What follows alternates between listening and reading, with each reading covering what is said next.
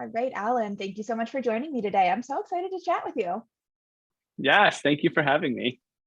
So first things first, tell me your name, the organization or organizations plural you work for, and your title there. Okay, my name is Allan Gandelman, and I wear multiple hats. First and foremost, I have been an organic vegetable farmer for the last 10 years and also a hemp farmer. The name of my farm is Main Street Farms. We're located in Cortland, New York. 4 years ago, when we got into hemp and CBD, we have one of the first extraction and manufacturing facilities in New York for hemp. The name of that is Head and Heal. And so that's our brand name. That's where we sell our CBD products to, Wegmans and stores all over the country. Of course, we make all of our own products from our own hemp. And then I also am the founder and still the board president of the New York Cannabis Growers and Processors Association. And we're a nonprofit industry advocacy group made up of hundreds of members in the state of New York. You are quite busy. A little bit these days. So tell me first what brought you to starting Head and Heal, because I assume that the New York Cannabis Growers and Processors Association came as a natural result of that. Yeah, they actually happened around similar times. So Okay. Head and Heal we started because I was taking CBD oil personally for Lyme disease, which is how I got back into cannabis in like 2016. And so for our vegetable farm, we're like a small, mid-sized organic vegetable farm, and we were selling at farmers markets like in Ithaca and Syracuse, and we had a subscription program. And so when we got into CBD, we said, well, we'll make our own CBD products and just bring them to the farmers market and sell them there. And that was like the start of Head and Heal. And we were just going up to the farmers market on Saturdays and bringing, a few bottles at a time, and had to explain it to people. And, from there it grew very, very quickly, because then the CBD kind of craze happened, and we just got lucky with the timing on that. And then all of a sudden at our farmers markets, we were selling way more CBD than vegetables. And so throughout all of that, the state of New York had no regulations around CBD. 2017, 2018, they didn't even know what CBD was. But we had a commercial kitchen as a vegetable farm because we were processing vegetables, and we were like, can we also make CBD in our commercial kitchen and sell it? And they were like, sure, except they started having all these questions. So there was a lot of education to do for the Department of Agriculture and Markets here in New York. And so me and a group of other growers and processors started our nonprofit just for advocacy purposes, just to educate the state and make sure whatever regulations were put in place, we were okay with. And we also wanted high standards, making sure that our facilities were inspected, making sure everything we all made had full panel tests. There was like some traceability and quality, because a lot, at that time, especially, there was just a lot of stuff coming in from out of state. No one knew what it was. There was all these studies that there was no CBD in the products that people were actually buying. And so like that ultimately would hurt the industry. So we tried to kind of set the gold standard in New York around the CBD and cannabis space. And we did it successfully. We passed, several pieces of legislation around that.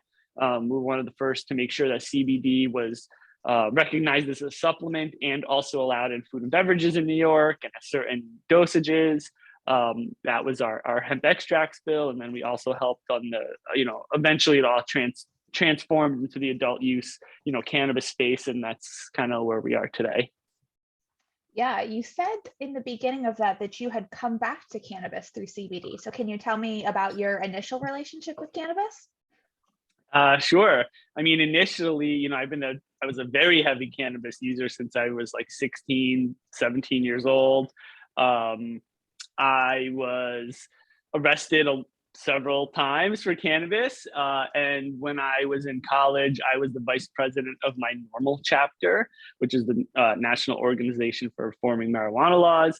And that was over 20 years ago now that I was doing all that, activism work. And, that was all came out of being arrested, being on probation, losing my license, drug testing, that whole thing.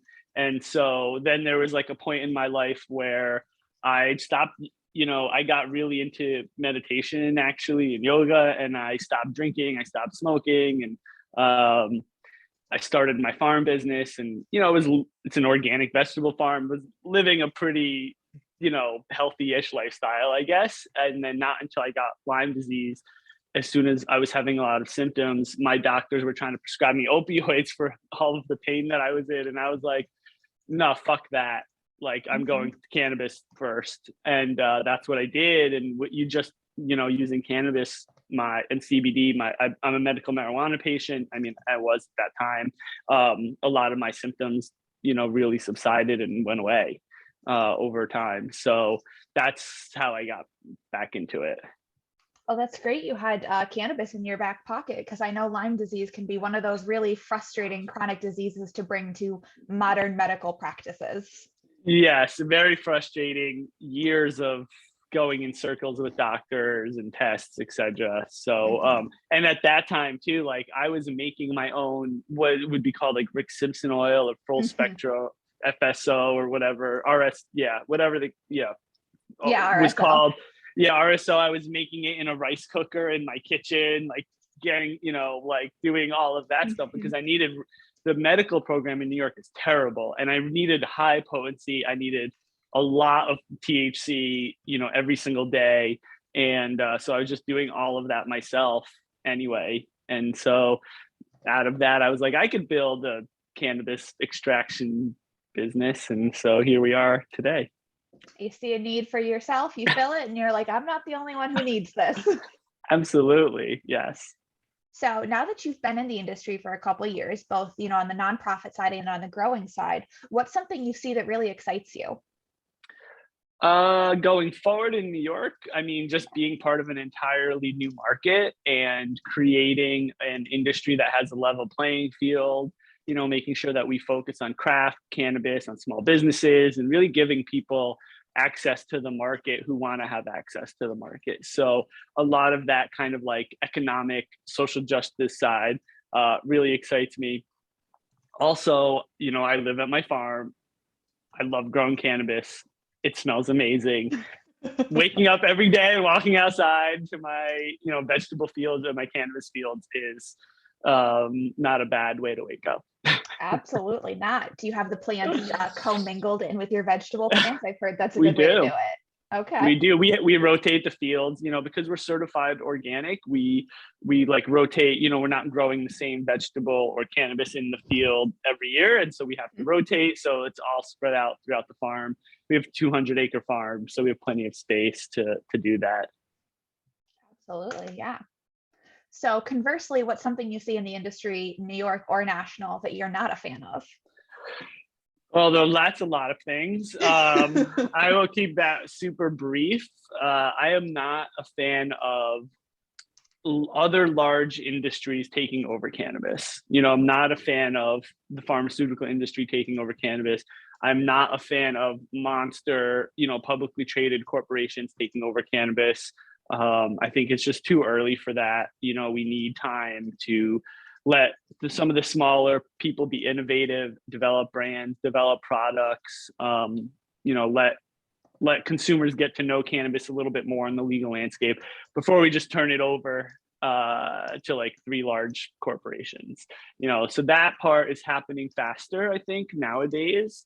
And I just, I don't love that part. And look, I've owned my own business for 10 plus years. Like I totally am pro business, but also I just think that, we need more time for the smaller players to like get a foothold and do their thing, especially justice involved individuals, who were punished for cannabis and now they want to get into the industry. It's really hard for them to get into the industry if they're, other companies are just have unlimited money and unlimited time and, market access to just take over. So that part, I'm not super excited about.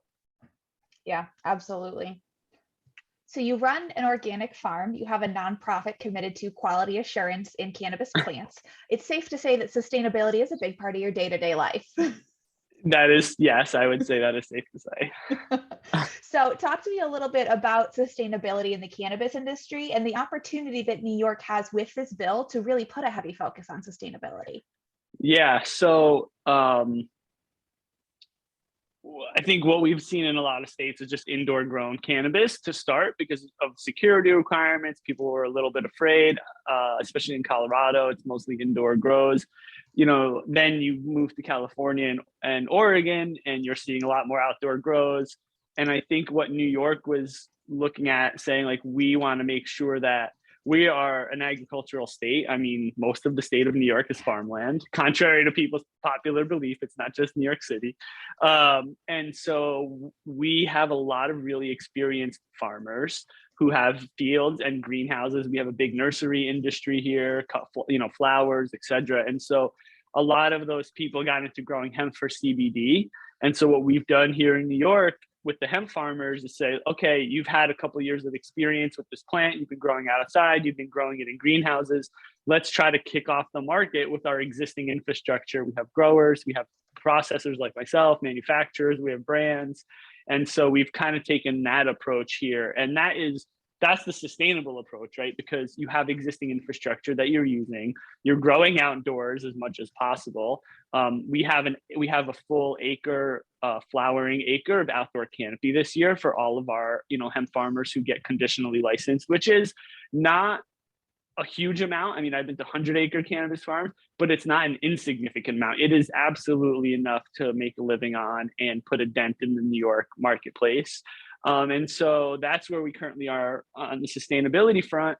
And going forward, I know that whenever they do issue indoor growing licenses, they're going to make sure that those facilities are as close to carbon neutral as possible and highly energy efficient. I'm sure they're going to want LED lights, and those kinds of things. So I think New York will just continue taking the super sustainability approach as we move forward in that. Absolutely. I would love to see them sustainably reuse some of the many empty warehouses and processing facilities we already have in this state. We are trying on that front too. Okay. But yeah, I agree with you. New York has, I think you touched on a really important point there. People don't realize how much land New York has. They think of the city, but truly 99% of the state is this gorgeous open farmland, and we get all 4 seasons. We have such a beautiful variety of weather here, which can present a challenge for cannabis, I'm sure, but can also present opportunities for variety in the market. Yeah, absolutely. And like you said, there's variety because you have growing climates from Long Island into the Finger Lakes, all the way up north.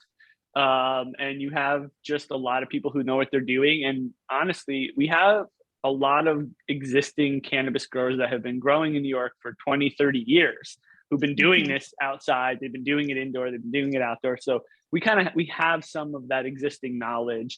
And so we're trying to figure out how we, use all of that knowledge and kind of use the resources that we have. Yeah, absolutely. It's important to use what we have instead of reinventing the wheel. Yes. So you touched a little bit on equity in the industry, talking about people who have been involved in the justice system, the way New York is trying to really push them forward. Talk to me a little bit about social equity in the New York industry specifically. Is your organization involved in anything with that? Yeah, I mean, so our association, we have over 300 members. We're the largest cannabis trade association in the state of New York. We have a lot of different committees. So we have a sustainability committee. We have regional committees. We have a policy committee. We have a retail committee. We have a processing committee. We also have a social equity committee. And one of the big things that we've been involved with on the social equity side lately is this new mentorship program. Well, 2 things. One is this new thing about the justice involved dispensaries for the first 150 with the 200 million. So we're making recommendations to that program. So that's been a big thing on our to-do list. And then the other one is the bill that was passed giving hemp farmers a conditional cultivation license mandates a mentorship program, and we asked for that kind of program in the bill to make sure that for us, it was a method, a pathway to get either legacy growers or social equity applicants into the industry working with existing operations and then having that kind of paper trail so that they could go then apply for their own license. Because one of the hardest parts I think about getting into cannabis, especially as a legacy operator, is you have no paper trail. You've been underground this whole time, going to the state and saying, I'm legacy, give me a license. It's really hard to do that because there's just a lot of legal complications that come from that.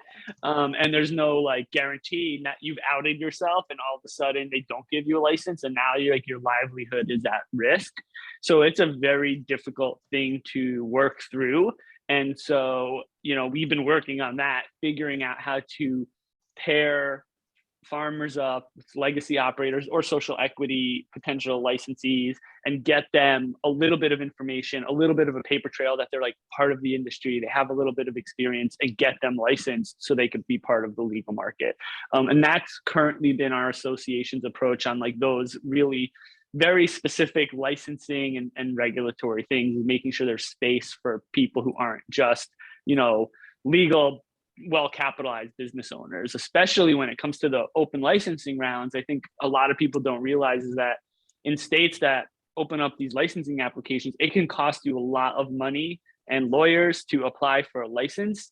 And we're trying to create a system where like that will exist for other, out-of-state companies or whatever, but we also need a system for like our fellow New Yorkers who have been in this for a long time to get in without having to like sell their souls. And so that's a lot of the work our association does is around that topic right now. That's awesome. That's really exciting to hear what's going on the back end, because, from I guess more of a consumer facing point in New York, you hear a lot about what's going on. You hear people talking about trying to make it equitable, but it's super exciting to get some scoop from the back end on how we're really working to play that out. Yeah, it sounds a lot easier than it is, because once you get into, you get into a lot of legal questions. The state also has to avoid lawsuits, because like what we've seen in Illinois is like big companies suing the state because they're like, you can't just like give out licenses to these social equity people and not us. And so they start these lawsuits. And as soon as you have those lawsuits, it puts the entire program on hold, and it could be on hold for a year and no one's getting licenses except the people that are there, which is like the biggest companies there are. And we are also very sensitive to avoiding that type of situation and making sure that we don't allow these, big companies to use lawsuits to stop the forward momentum that we have around social equity in cannabis. Yeah, absolutely. I know the MRTA was years in progress, and there's a lot of people who went into making it the bill that it is. And I'm so proud of these things that you can point to and say, we learned from other states. We saw how this went down. Yeah, absolutely. And one of those things like, especially like the lack of vertical integration, the reason that was in there was to prevent companies from creating giant monopolies across the industry and the supply chain. And hopefully that works, and hopefully that has a positive impact on all of the social equity applicants. Yeah, absolutely. So things in New York have been moving a little bit slower than I know some consumers would like. We had some holdups in the beginning that were no fault of anybody's except one person who will not be named here. And like you said, it sounds a lot easier than it is to put an entire industry together. But looking forward, what do you see as the future of the New York cannabis industry? I do see where we have a rollout later this year or early next year of these dispensaries of the justice involved individuals, a supply chain by existing New York, farmers and legacy operators. And it's going to start a little like smaller from that regard, because these are going to all be like new people. They're not very large MSOs. And so I think it's a good thing for the long term, because you're giving people a chance to get their legs under them. So that will happen. That's kind of how I envision the rollout. We do have 10 medical marijuana companies right now in New York, so they also will be part of the rollout. They'll have their, extra adult use dispensaries that they'll own. It's like 3 or 4 more per company. And then after that, I'm sure the state will continue issuing licenses for all parts of the supply chain, and we'll continue building on the industry. And the thing that we're going to have to keep an eye on is like sticker shops and those kinds of things that currently exist that the state is having a hard time I don't know if they're trying to shut them down, but they're having a hard time knowing what to do with them, because we don't want to recriminalize people, but also we do want to transition to a legal market over the next few years. We don't want to be California. That is a disaster for like everybody involved, social equity, small business, like across the board.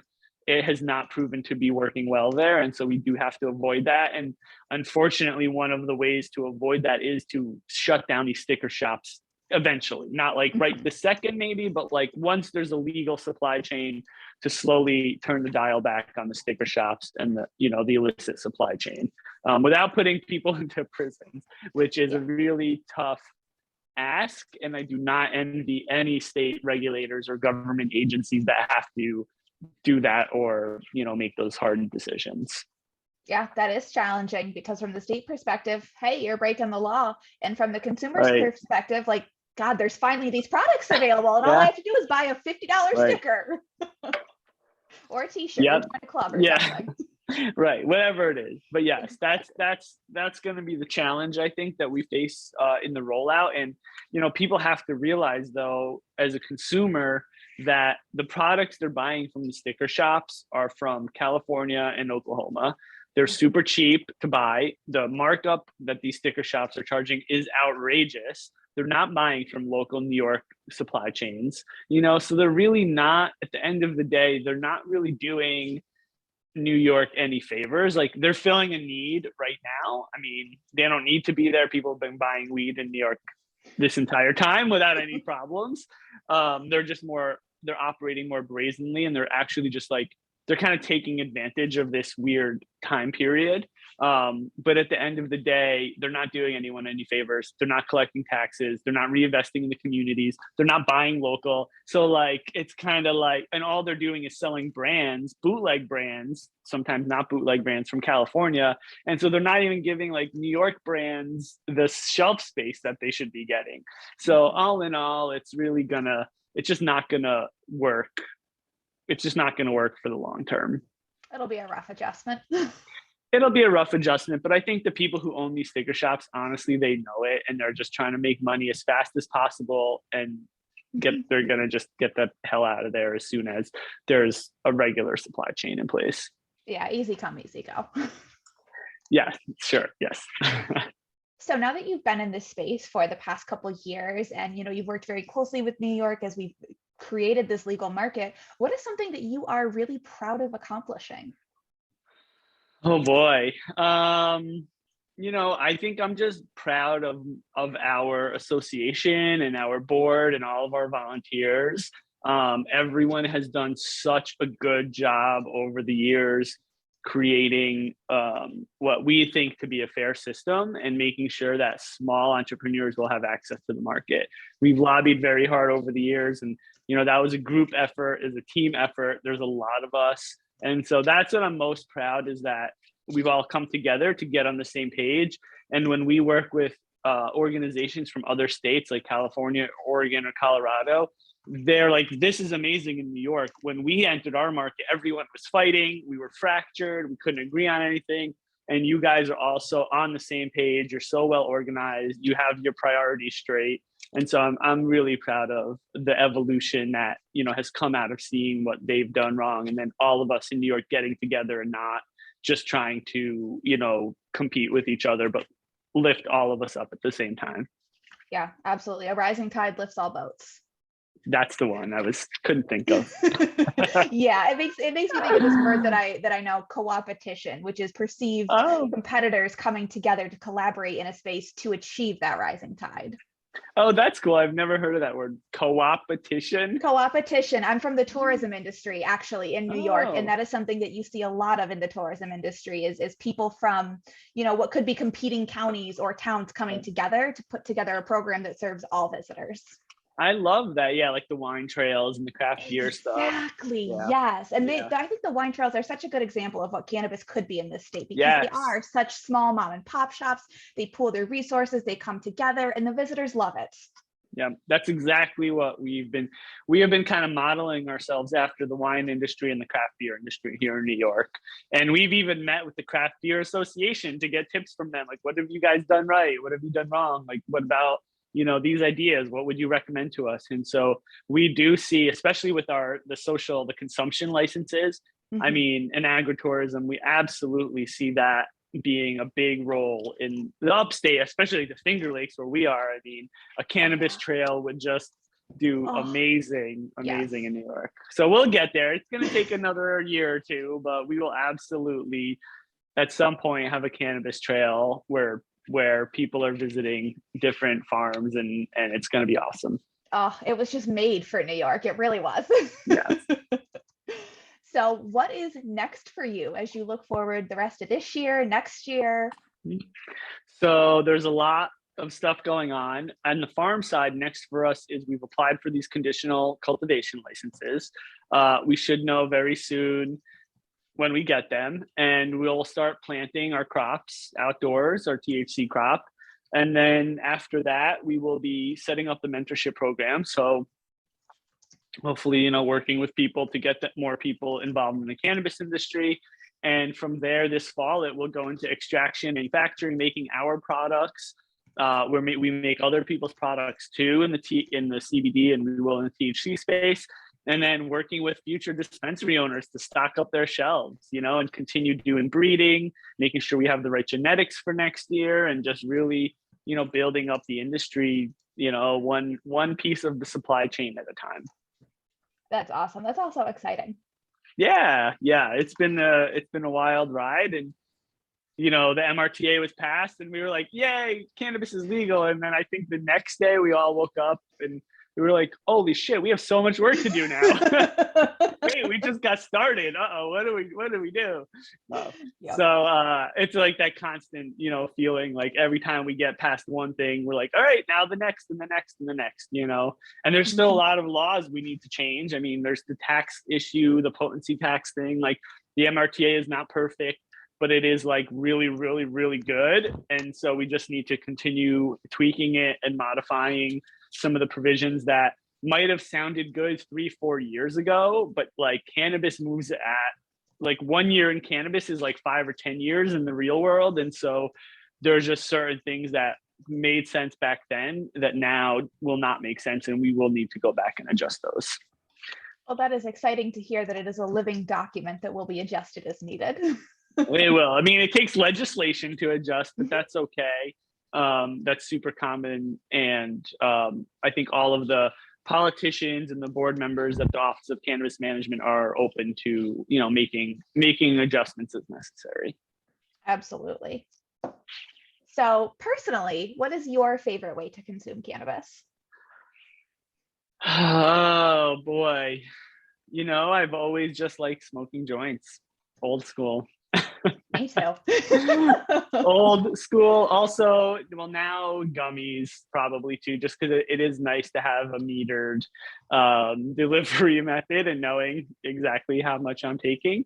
So that's been nice too. But I'm not big into the concentrates or vaping or those kinds of things. Not yet. Maybe that'll change, but so far I'm not. There's just something so ritualistic about grinding and rolling and smoking a joint, man. It's beautiful. Yes. And also when you've been smoking joints for over 25 years, it's hard to switch to something else, I think. Probably roll them with your eyes closed. Yes. A story I shouldn't tell, but at one point in high school, I was a pizza delivery driver, and I could roll them while delivering pizzas. That is the most teenage thing I've ever heard. Yeah, strike that from the record. Never mind. But yeah. There's never been such a 17-year-old boy sentence. I was very proud of my skills at the time. Yeah. I can see it does take some finesse to do that. Advisable, definitely not, but finesse, yes. Yes. Yeah. I tried not to get anything in the actual pizza box that I was delivering. Don't want to waste anything or let people know what you're up to. Correct. Yes. That was before the days of delivery services. So man, looking back, I could have had a whole different business, but Hindsight's 2020. Yes. Well, awesome. I have loved getting to pick your brain. I have one more question for you, but before I ask it, is there anything else you want to touch on or anything else you want to mention that I haven't asked you? No, I think that's pretty good. You covered a broad range there. I aim to. All right. So my last question for you today is, what is your favorite fun fact about cannabis? Oh, I don't even know. That's a hard one. I don't know.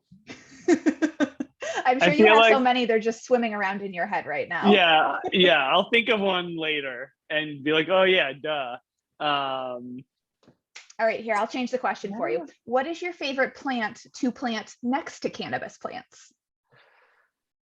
Ooh, well, one of the things that we do is we plant pollinator strips of flowers, like wildflowers, next to our cannabis fields.